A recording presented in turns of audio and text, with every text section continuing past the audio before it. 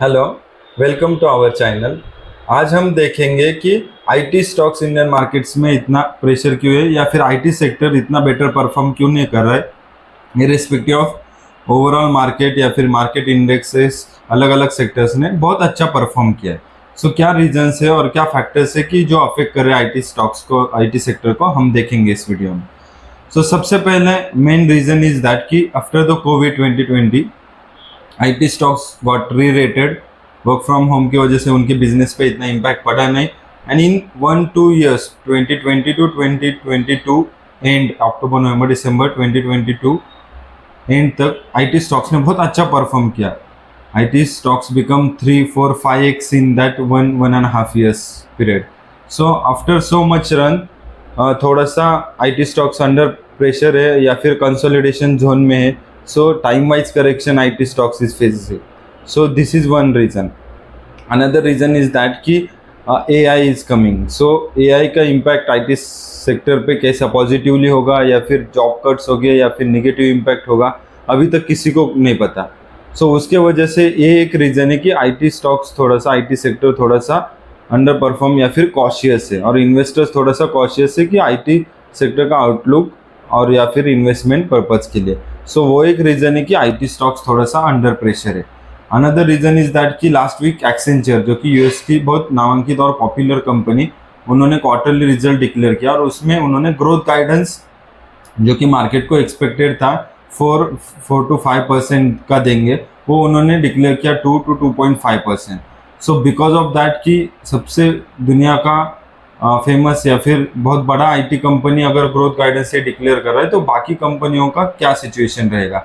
सो वो एक रीज़न था कि लास्ट वीक में आईटी सेक्टर में बहुत बड़ा फॉल आया इंडियन मार्केट में और आईटी स्टॉक्स बहुत ज़्यादा गिर गए। सो ये एक रीज़न अफेक्ट कर रहा है। अनदर रीज़न इज दैट कि ग्रोथ जो डेवलप्ड इकोनॉमी है, यूएस हो गया, यूके हो गया, वहाँ से जितना एक्सपेक्टेड ग्रोथ है या फिर जितना क्लाइंट एडिशन एक्सपेक्टेड है आईटी कंपनियों के, इंडियन आईटी कंपनियों को, उतना नहीं आ रहा है। सो बिकॉज ऑफ दैट थोड़ा सा बिजनेस का परफॉर्मेंस नहीं हो रहा है अच्छा सा। सो उसके वजह से इनडायरेक्टली स्टॉक परफॉर्मेंस भी थोड़ा सा डाउन जा रहा है। सो this is the also one reason.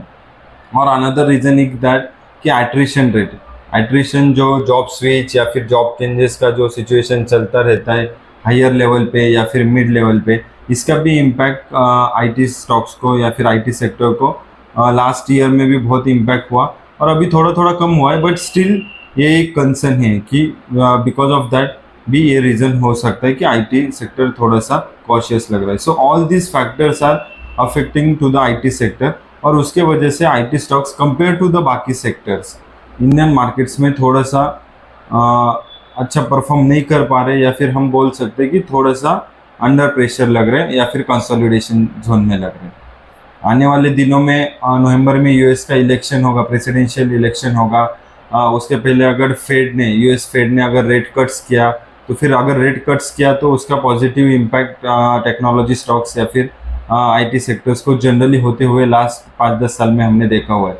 अगर वैसे कुछ सिचुएशन क्रिएट होगा तो एक आईटी सेक्टर एक अच्छा पॉजिटिव बन सकता है और आने वाले दिनों में अच्छा परफॉर्म कर सकता है। बट कंडीशन टू दैट कि यूएस मार्केट या फिर यूएस फेड इंटरेस्ट रेट के बारे में क्या डिसीजन लेता है, तब तक के लिए या फिर उस सिचुएशन को क्रिएट होने तक आप बोल नहीं सकते कि क्या इम्पैक्ट रहेगा, पॉजिटिव रहेगा या नेगेटिव रहेगा। So this is our analysis of IT sector and IT stocks in Indian markets, और इंडियन आईटी स्टॉक्स का ये सिचुएशन है। Thank you.